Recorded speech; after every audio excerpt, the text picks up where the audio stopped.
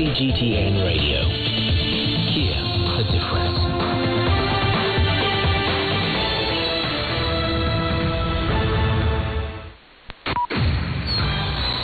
The news. I'm Su Yi.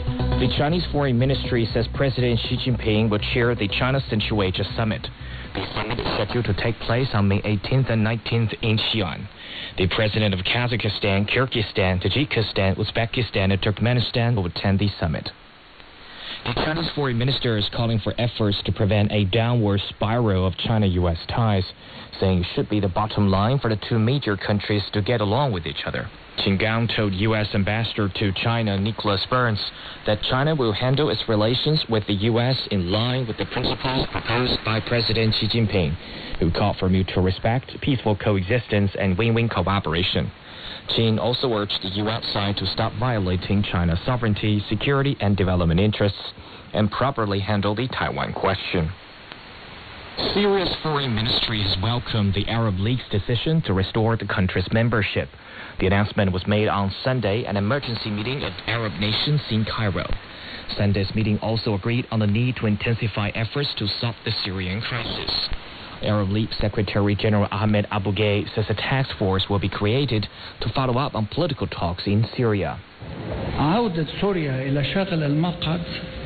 The return of Syria is the beginning of a movement, not an end. The resolution to the crisis in Syria will take time for procedures to be implemented, and it will be gradual. Also, this is not a decision to resume relations between the Arab states and Syria. Each country has sovereignty to decide for itself. In this decision, we're talking about membership and the formation of a committee to communicate with the Syrian government. Syria is expected to occupy its seat for the first time at the Arab Summit in Saudi Arabia, set to take place on May the 19th. Syria's readmission comes as several Arab states, including Saudi Arabia and Egypt, have re-engaged with Syria in high-level visits and meetings.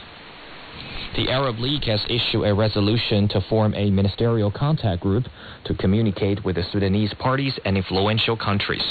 The resolution aims to intensify Arab efforts to find a peaceful solution to the current conflict in Sudan between the Sudanese army and the paramilitary rapid support forces.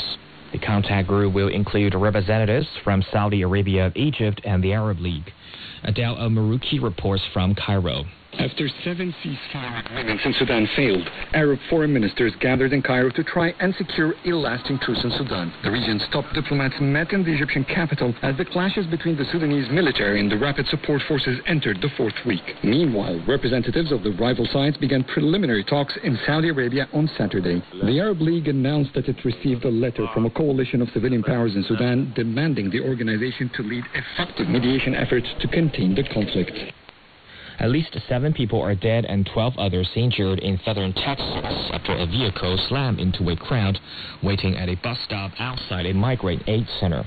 The incident occurred when a gray SUV went through a red light and ran over several people in the city of Brownsville on Sunday morning. Law enforcement authorities say they are treating the incident as an accident for now.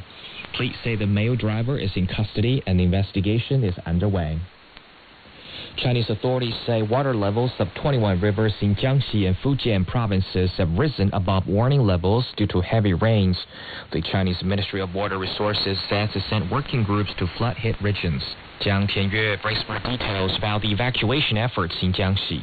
I'm in Fengshan County in the city of Yichun in Jiangxi province. A flood-hit river levee is being repaired. Disaster response team have evacuated more than 200 residents from flood-affected areas in Fengshan so far, with 0 casualties reported. Trains on the Beijing-Kowloon railway line run above this levee. To ensure the safe operation of this line, authorities launched an emergency plan that includes enforcing a lower speed limit for this section. And dedicated personnel have been assigned to monitor traffic safety around the clock at the bridge. Rescue teams are working to bring the breached road back under control. Excavators and transport vehicles have been mobilized to speed up the process. A Chinese reusable experimental spacecraft has safely landed after 276 days of flying in orbit. The spacecraft was launched from the Jiuquan Satellite Launch Center in August last year.